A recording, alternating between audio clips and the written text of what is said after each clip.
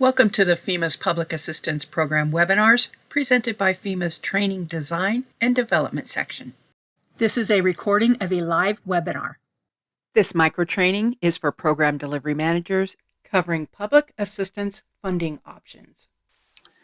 Okay, everyone. In this section, we're going to be discussing the public assistance funding options, project funding options, and other regulatory compliances. One of the questions that we ask is, how can the PDTFL or the PDTL help their PDMGs maximize the technical support that they provide to their applicants? Helping the applicants better understand the public assistance funding options and regulatory compliances will strengthen their resolve and resilience towards recovery. We tend to get a little excited when we're discussing funding options, particularly for that reason. We'll go ahead and get started here. Here they are. We have the 50% rule. This means the percentage of eligible cost to repair exceeds 50% of the cost to replace the facility. Then we have codes and standards, which is funding to conform to current codes and specifications and standards. Mitigation, which are actions taken to reduce long-term risks. Alternative procedures, 428, which is a section of the Stafford Act authorizing FEMA to provide specific exceptions or alternative procedures to PA program regulations, often referred to as capped projects with a fixed cost offer.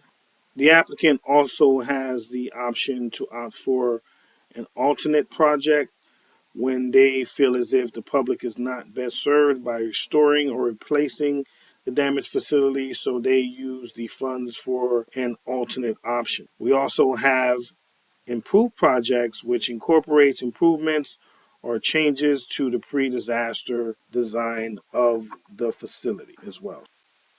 Finally, we have permanent relocation, where FEMA will fund the relocation of a facility outside of a disaster-prone area due to repetitive losses over a period of time. We'll go ahead and get started with the 50% rule and get a little bit more in depth with each one of these funding options and compliances. We will begin with the 50% rule, repair versus replacement. To calculate the 50% rule, the first requirement is an estimate of both the repair cost and the replacement cost. As we mentioned, the CRC will handle these. If you have an applicant considering this, the estimates need to be done before they start the work. It is very important to note that the repair costs are only estimated for the disaster damaged portions of the facility. The determination of eligibility for a replacement facility shall include only those repairs, including non-emergency motor remediation associated with the damaged components and upgrades to meet current codes and standards that apply to the repair of the damaged components. It's also important to note that the purpose of the 50% rule is to make an early determination on whether it is more prudent to repair or replace a facility. It is not intended to be a full calculation of all eligible project costs. So next we have codes and standards. We'll start with consensus-based codes. Section 1235B of the Disaster Recovery Reform Act of 2018, often referred to as DORA, amended Section 406E of the Stafford Act, which requires FEMA to fund repair, restoration, reconstruction, or replacement in conformity with the latest published editions of relevant consensus-based codes, specifications, and standards that incorporate the latest hazard-resistant design. Now, you'll hear me make reference to that element, which is consensus-based codes, specification, and standards as we go through this. This establishes minimum acceptable criteria for the design, construction, and maintenance of facilities that may be eligible for assistance for the purposes of protecting the health, safety, and general welfare of the facility's users against disaster. The purpose of incorporating consensus-based codes, specifications, and standards into project design is to reduce the risk and vulnerability of a community's infrastructure. This is from all hazards that threaten that community. Therefore, design criteria to address all hazard types present at the site must be evaluated when conducting repairs or reconstruction when applicable. The thing is, the policy does not require the communities to adopt the codes. However, the policy does require that as a condition of the grant funding, the applicant incorporates the code specification and standards. Failure to do so may result in denial or deobligation of some or all of the project funding. It's very important to consider this. If a particular consensus-based code, specification, or standard is technically infeasible, extraordinary, or inappropriate, and would create an extraordinary burden for the applicant, they can prepare a justification for a waiver. FEMA will review the justification and make a determination as to whether a waiver of the use of that code, specification, or standard is warranted. Additionally, integration of nationally recognized consensus-based building codes and standards into PA activities should follow three guidelines. First, will it protect lives and property? Will it advance FEMA's core mission to protect lives and property by increasing the safety and risk reduction capabilities of buildings that receive PA funding? Second, will it support the efficient use of federal dollars? Will it reduce the vulnerability to new construction, repaired, and retrofitted buildings, thus reducing the need for future federal disaster recovery grants and other assistance? Third, will it increase effectiveness? Will it increase the predictability of authorized FEMA activities, enhance feasibility and effectiveness requirements, as well as enhance the sustainability of FEMA funded activities? Furthermore, minimum standards. Some additional considerations here. Does the project include work to a building? The International Code Council, the ICC, defines building as any structure used or intended for supporting or sheltering any use or occupancy.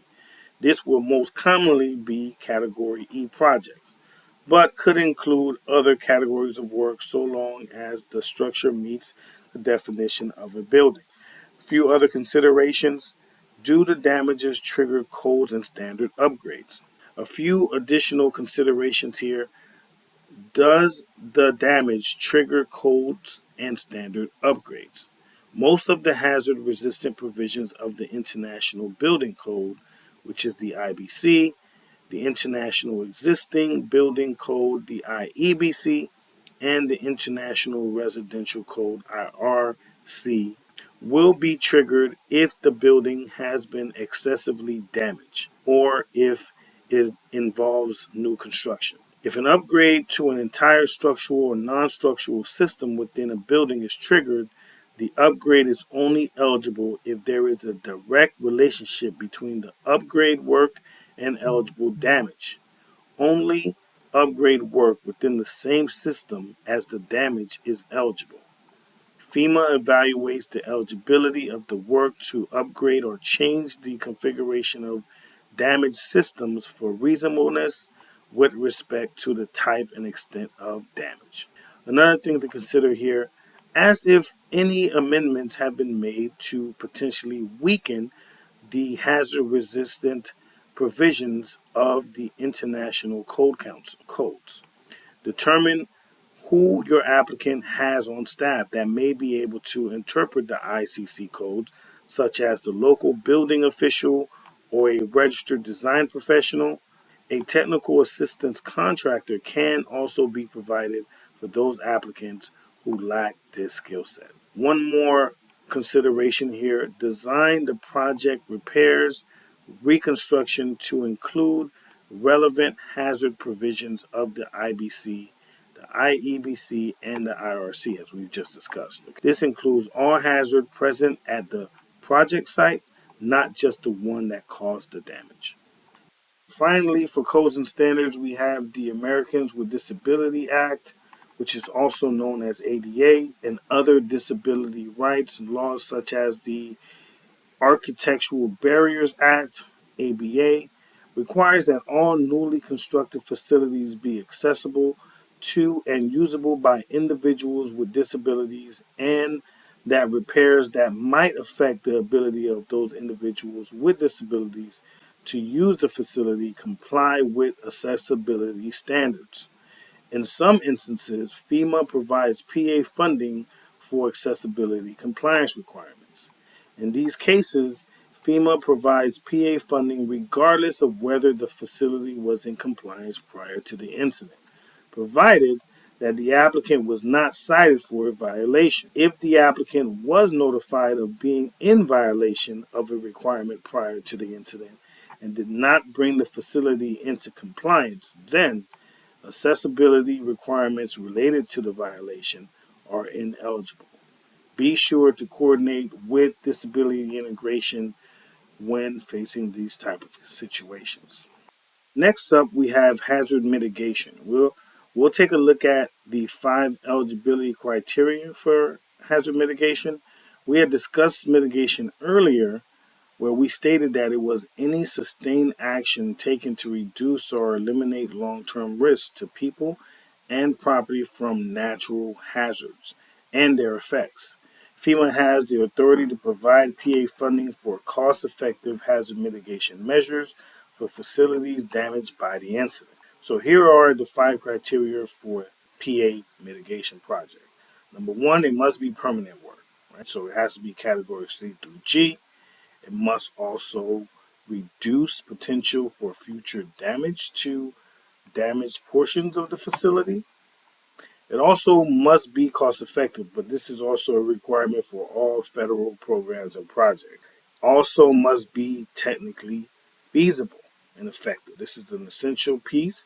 The project must be constructible and must address the future hazard.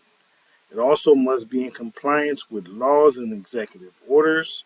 This is an obvious one, but EHP is generally a major concern here, something to consider. Something to note here, the PA policy states that FEMA ensures that the mitigation does not negatively impact the facility's operation or surrounding areas, or create susceptibility to damage from other hazards.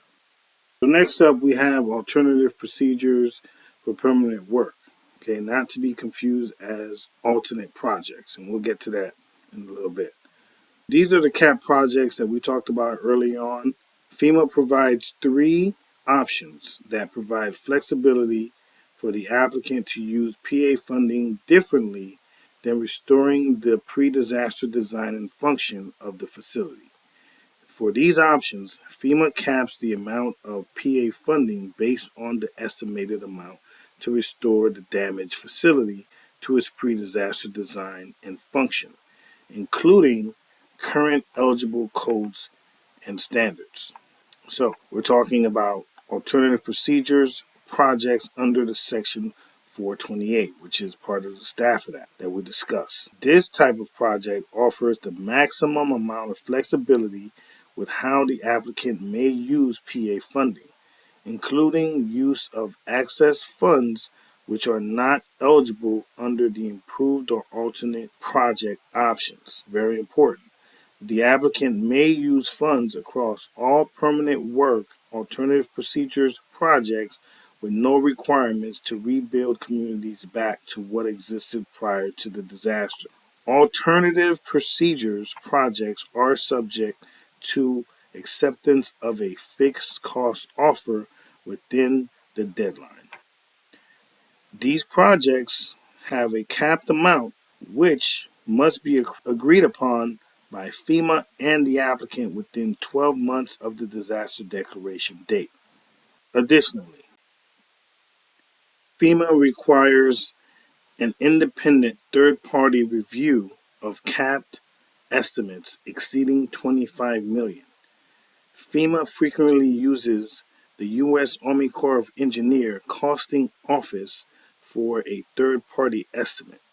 If the third party comes up with a higher estimate, FEMA has to accept it.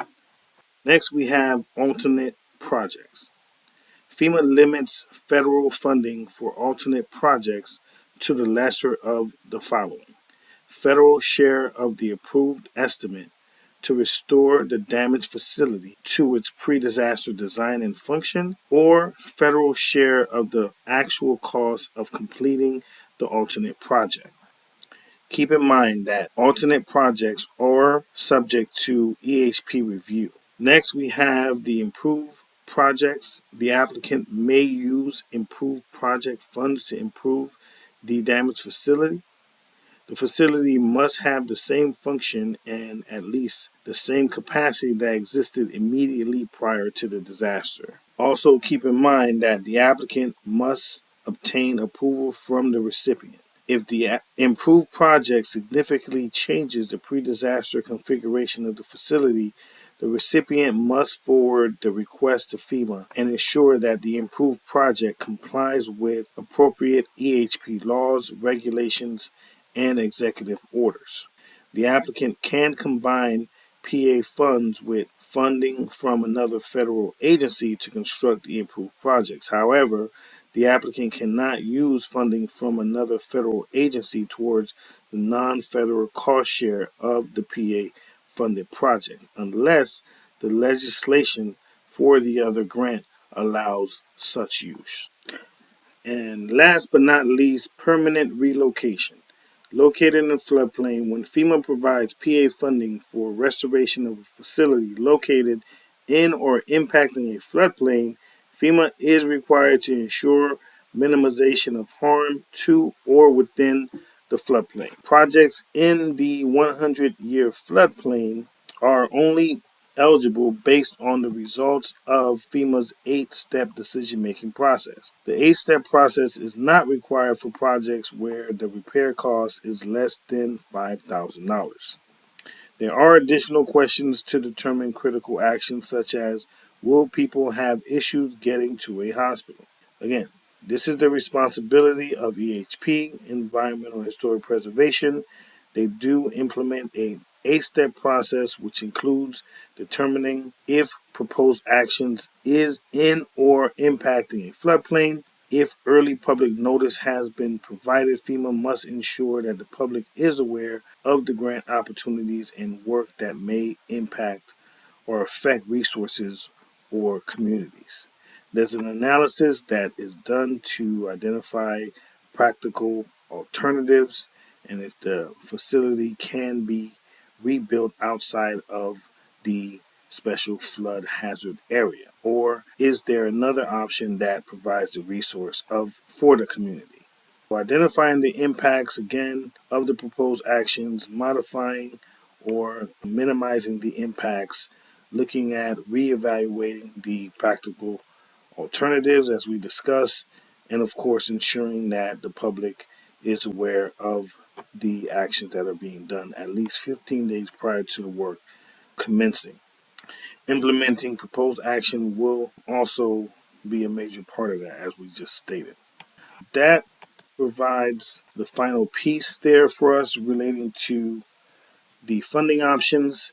If the applicant requests relocation of a facility that FEMA is not requiring to be relocated, FEMA may provide funding for the relocation if it is more cost effective than replacing it at the current location. In this case of a request for the relocation, FEMA evaluates the cost effectiveness as a PA mitigation measure using its benefit cost analysis process and software to compare the benefits of the damage prevented to the facility at its original location against the cost of replacing and relocating at the new location. Again, the relocation may also require a more extensive EHP review, as we just stated. So those are your FEMA funding options, and that completes this portion of the training.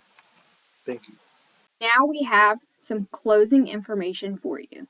To report corruption, waste, fraud, abuse, mismanagement, and or misconduct, contact the Department of Homeland Security, Office of Inspector General by phone at 1-800-323-3733 8603 or via the mailing address listed on the screen now. Procurement requirements are among the most complicated parts of the PA grant process, and noncompliance can result in de-obligation of funding. Please make sure that you are following FEMA's procurement guidance for recipients and subrecipients. Federal requirements for procurement and contracting are described in 2 CFR Part 200. The Procurement Disaster Assistance Team, or PDAT, offers some training and tools on their website at www.fema.gov/grants/procurement. For technical assistance with Grants Portal or Grants Manager, you can call the PA Grants Portal Grants Manager hotline at 866-337-8448. National hours of operation are 8 a.m. through 6 p.m. Eastern Time, Monday through Friday. The hotline can also be reached by email at FEMA-recovery-PA-grants@fema.dhs.gov. We have many other recorded webinars and tutorial videos available on our YouTube channel. You can find them by searching for FEMA Grants Portal on YouTube or by navigating to the Support Center in Grants Portal or Grants Manager. Thank you for watching.